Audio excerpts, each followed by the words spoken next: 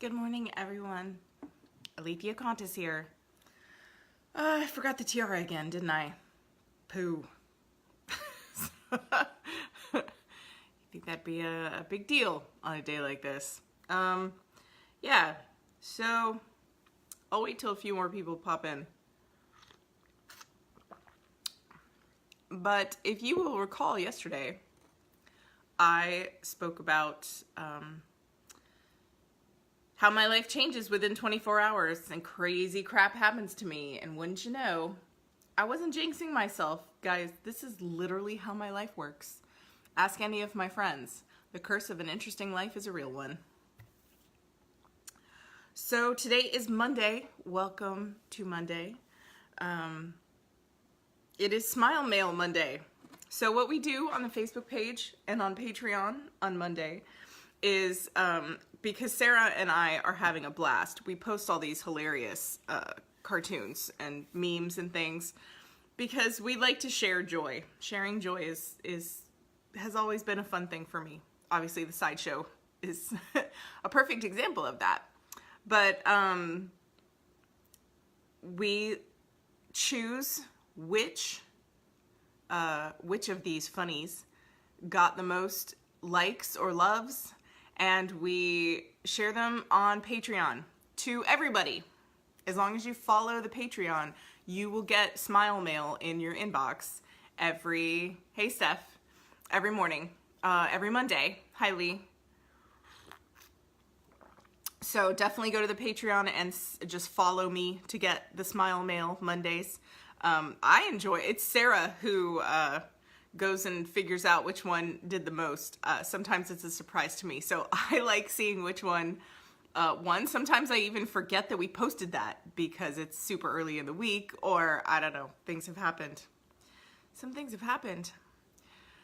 Good morning. Hey, Paula. Oh, more folks are popping in. So yesterday, I wanted to stay off the computer because I've just been working so hard and I get so emotionally exhausted. I was still emotionally exhausted yesterday, so I decided to do some work in the library. I will show you guys the library tomorrow. I will probably be to a good stopping point today. Thank you, love. I'll talk about, the big stuff in a second, so I'm gonna wait and see if more people pop in first. Anyway, so I was working in the library. My brother came over to help, did a ton of shelves, worked on that. My one thing to do yesterday, you know how I pick one big thing to do every day, was to go to the grocery store. So I had my clothes on, not the grubby, sweaty things I was using. I had just taken a shower, put on fresh clothes, put my shoes on. I was gonna go to the grocery store, and my parents sent me a text and say, "You want to do Cinco de Mayo?" And I was like, "Sure, but it's gonna rain cats and dogs within the next half hour, right?" They didn't believe me. We drove down there anyway, and they kept remarking at the sky, "Oh my gosh, it's getting black out here. Oh no." And I said, "That's right. Don't believe the daughter who's the storm chaser, who has the radar app that Chris made me download on my phone." Chris herself submitted to my Patreon to pay for this app because she said, "Good, I've signed up for the lowest level on the app. It's only going to cost you this much a year. Just buy this app because this radar app is great." I'm recording on my phone. I think it's called Radar Scope. It's a really great app that we use frequently while storm chasing. So this Radar Scope had told me that it was going to rain pretty much off and on all night, and we drove in and out of many, many strong showers. We got to our favorite Mexican restaurant in Titusville. They had tents out, and everyone was being pelted by rain. There were cars lined up along the street. It was so busy. There were people waiting outside, and Mom's like, No, we enjoy going to El Leoncito, but maybe not on Cinco de Mayo. So we decided to have Vietnamese. So we went to a restaurant called Papa San's, which was really great. And I had a noodle bowl, and Mom had pho, and Dad had a banh mi, and it was amazing. And we decided that the new Kontis tradition was going to be to eat Vietnamese food on Cinco de Mayo, because that's the kind of family I have. So I'm going to find out if any of you know how to say Cinco de Mayo in Vietnamese.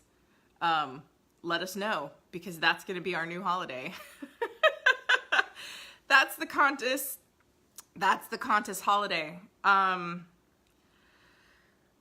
Right, so, okay, well, there's still only 3 people in here, but I'll go ahead and talk about it. So I got back from Cinco de Mayo. Oh, they let me, we took a detour to the grocery store on the way home, so I didn't have to go back out again. That was nice. So I did check the box, go to the grocery store yesterday. Hooray! And then when I got home, I went back to work in the library because I wanted to start putting some books away. So I worked until I realized I hit a spot where my brother had screwed up and drilled a hole in the wrong place. So I texted him, and then I checked Facebook real quick because, you know, we're on our phones. We check Facebook. It was one of those weird coincidences where the universe aligned, because the first status that popped up was my Auntie Linda, and it said, "Help, my granddaughter is missing." And I didn't want to ask on social media because everyone was going to ask on social media, so I just called Mom instantly. Auntie Linda was my mom's best friend when they were growing up, and such a good friend that Auntie Linda ended up marrying my mom's brother. So she's part of this family, but was kind of one of those people who was family before she was actually family. We're very close with Uncle Tommy and Aunt Linda. I love Uncle Tommy and Aunt Linda, and their 3 sons are some of my favorite cousins. So Nicole is the oldest son's daughter. My cousin. So she's my cousin, and she's beautiful and tiny and young. She's 25. And it turns out that she was camping with some friends, and they were probably a little drunk, and she went off into the woods alone, I guess, and did not come back. And the scary part is that they found her phone. It's scary because you think of all the possibilities, right? Oh, she got eaten by a bear, and that's probably the best one. We'd love to hope that she's just lost in the woods wandering around, but she'd probably have her phone with her, right? I don't have an update yet. I will update everyone on all the social medias as soon as we hear anything. Thank you to everyone who has shared the post. I have no idea if it's going to help. She went missing in a patch of woods in New Hampshire. Where else would she show up? But in the event, she's a very striking young woman. In the event that anyone sees her somewhere, I had to try. And I have a bit of reach on social media, and I wore my Schrodinger's cat t-shirt today. I feel like right now I have Schrodinger's cousin. I had to do something, right? I've got Nicole in a box, little box in my brain. And barring, going up to New Hampshire and being part of the search party myself, I decided that I would use my powers for good on social media and try to share all of that. So hugs to you all. I love you all. The message to take from this right now that I always take to heart: I live in this beautiful little oasis by myself. My parents and my brother live very close, like within ridiculous distance, because, we're Greek. And Greeks live close to each other sometimes. So I'm glad that they don't live in my space, but they live very close to my space. Thanks, Steph. But I think about that because I'm alone, and I do common sense things, right? Like, I don't answer my door. Dad knows if he knocks on my door to say, "It's Dad." That's all. They let me know before they're gonna come over. I don't answer my door. Don't go wandering off in the woods alone, you guys. Be safe when you drink. Have a buddy all the time. I don't care, if you're female or male or trans or purple, green, alien. I don't care. You guys practice the buddy system. We learned it in kindergarten. and we learned it for a reason. Be safe. Just be safe. Especially in the woods. I was talking to my brother, and he hopes that if Nicole has been kidnapped, that she's smart enough to, you know, leave clues, right? Break twigs and leave a trail and tear out her hair. I don't know, leave something. And Wes and I grew up in the woods, you know? Wes is Abenaki. He's just about full-blood native. And he and I would think of that kind of stuff.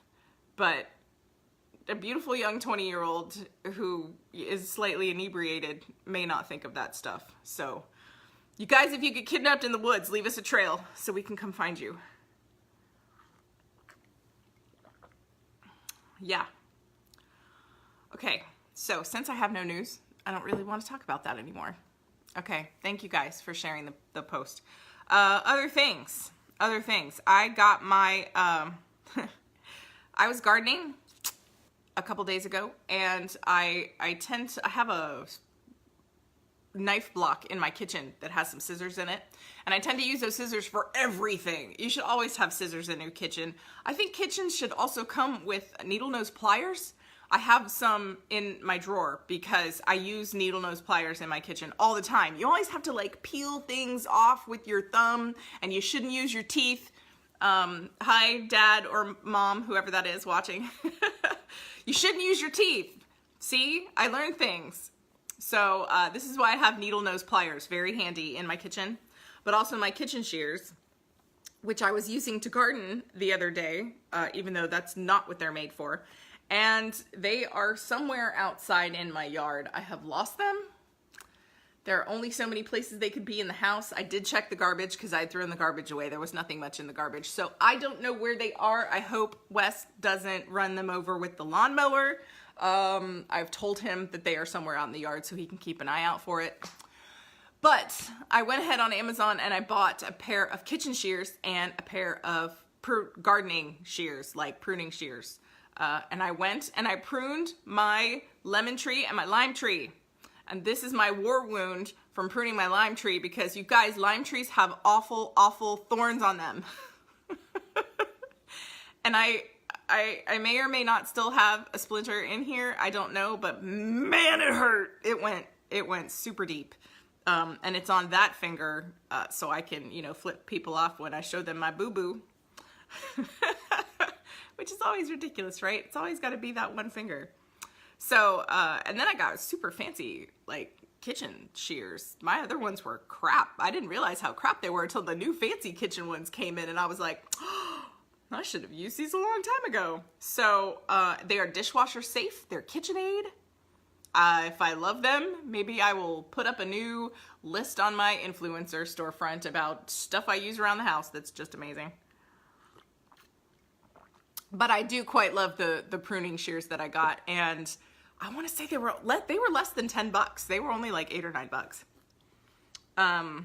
So yeah, I also made my own mayonnaise yesterday. I'm excited to try that out. I got another roasted chicken at the Publix last night, and I pulled some meat off, and I made a little chicken salad with some of it. So I'm gonna try that today. It smells good.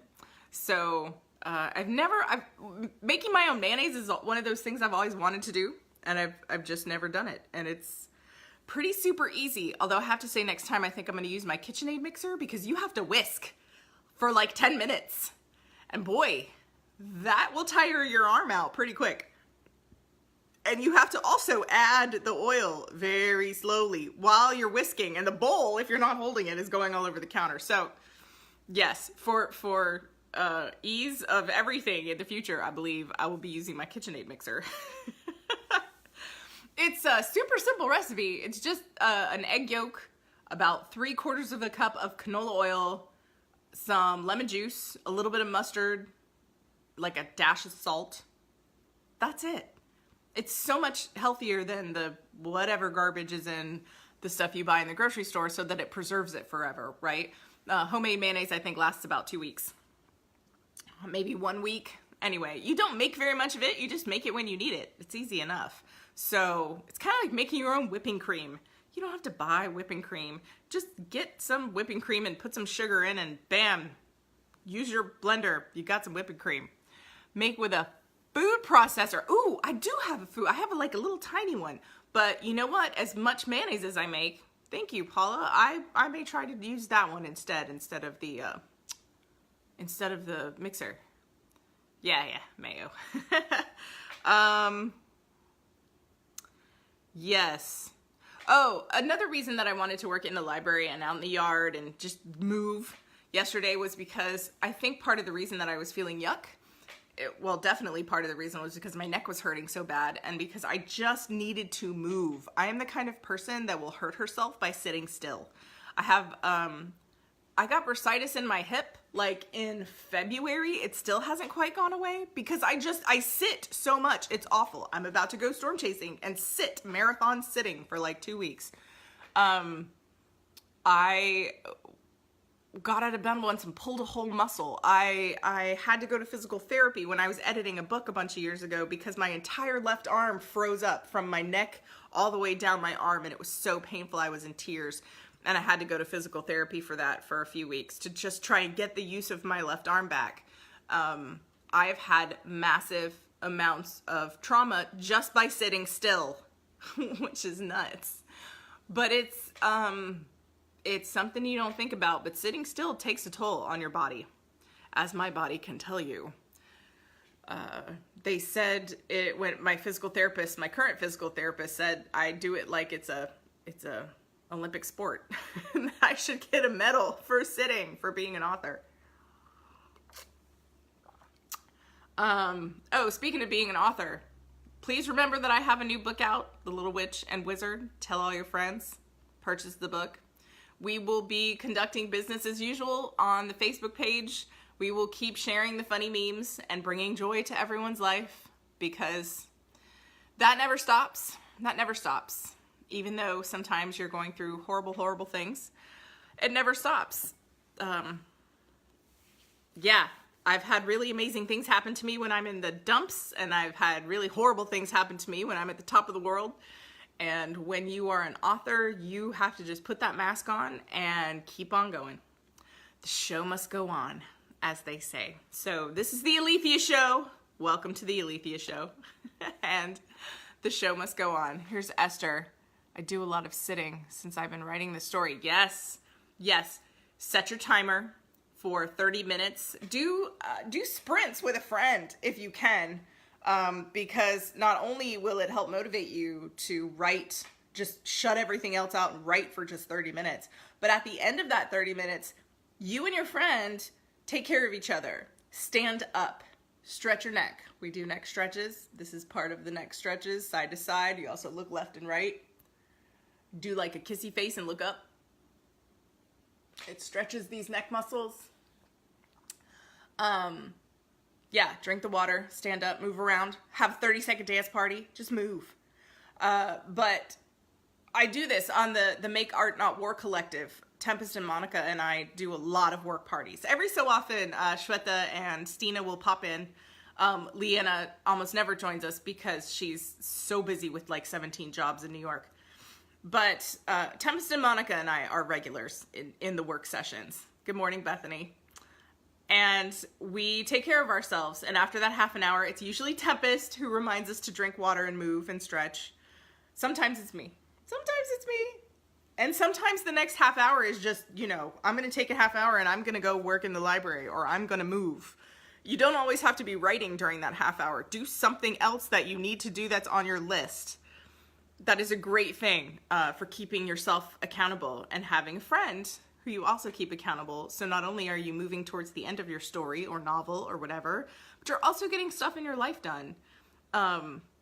People sometimes ask me on panels how I balance life and work. And I laugh because I have given up everything and I have no life. So it's pretty much 100% work. But I do still have to do things like clean my house and fix my library and fix things around the house that are broken and trim my plants. And I do have things, pay my bills. I have adult things to do that are actual things that are not sitting down and writing a book. So that's how I've been balancing them. And it's worked out really, really well. Handwrite. I used to handwrite and put it on the computer. Jude Devereaux does that, and Harry Turtledove does that. They write out their whole entire books in handwriting and then sort of edit them as they're transcribing them, which is cool. It's kind of like that's your second pass, is as you're transcribing it onto the computer, you're looking at all the words and going, oh, this would flow a lot better. So I do remember liking that as part of my process when I used to handwrite. Before the advent of, you know, everyone having a computer in their house, because that's how old I am, I would say, I am never going to handwrite again. I mean, I'm never going to use a computer. I'm always going to have 72,000 legal pads, which I still do, and I'm going to write everything out by hand. I hate computers. They're awful. Yeah, well, I had to change that tune. But there are sometimes I still do write by hand. Poetry. It's hard for me to write poetry on the computer. I really need to scribble that down and write it on paper. When I was writing The Witch's Star for the Apex anthology, I had each poem on a different piece of paper, and they were like laid out all over the floor. It was very, very classic nerd. Because I had different rhyming words on different pages and the way they had to connect, because that poem all connects. It's not a heroic crown. That's a style of a poem where each one is a sonnet.